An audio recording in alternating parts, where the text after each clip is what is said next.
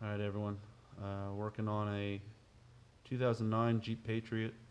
Has the 2.4 liter, the T355 5-speed transmission and all-wheel drive.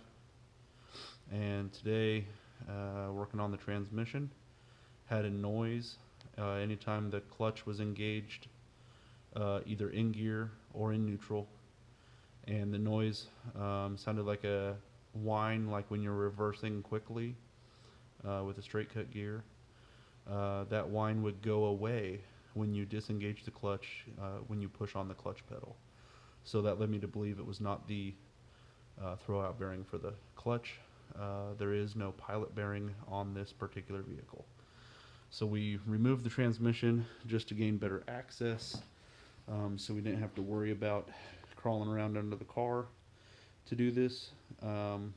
Initial inspection of fluid showed that there wasn't any shavings or anything coming out of there.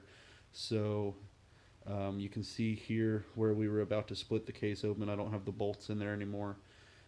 Before we decided to split the case, we'd try to pursue all other options, just so I didn't have to tear it apart for no reason in case some parts fell out that I wasn't aware of. Not really any manuals readily available on this that I found, and nobody really has a good write-up or a good video on it. This particular T355 transmission.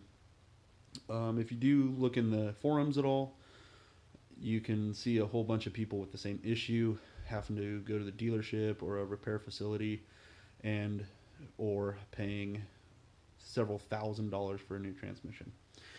So what we ended up deducing was behind this rear cover is kind of where the noise was coming from.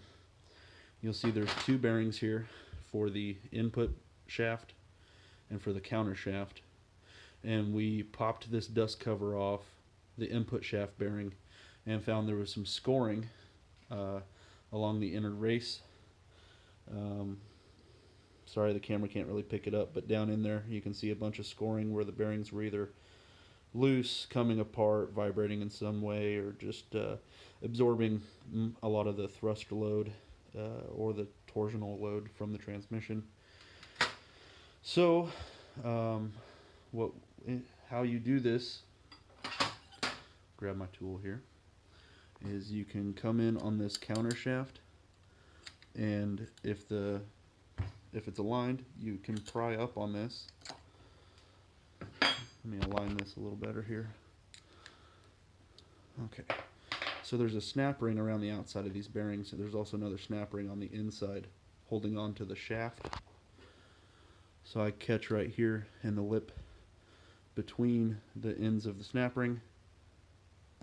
You can kind of pop it up just like that, and that's going to move that one at the same time.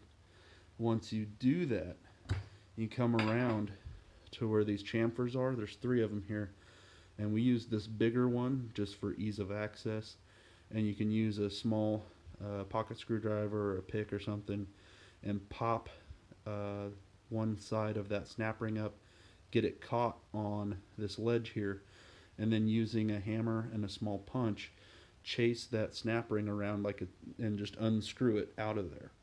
And so with that one removed, and then you remove this inner snap ring to get it removed from the shaft, you can come in with a couple of screwdrivers or pry bars or whatever and work your way up, pop that bearing out of there.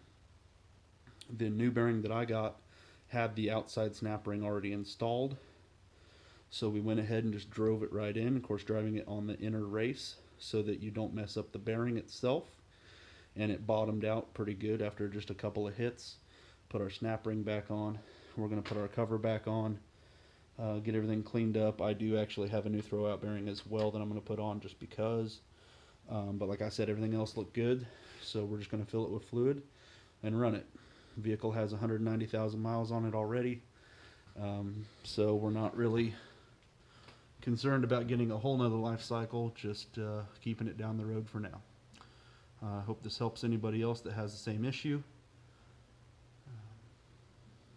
And if this was helpful, please leave a comment.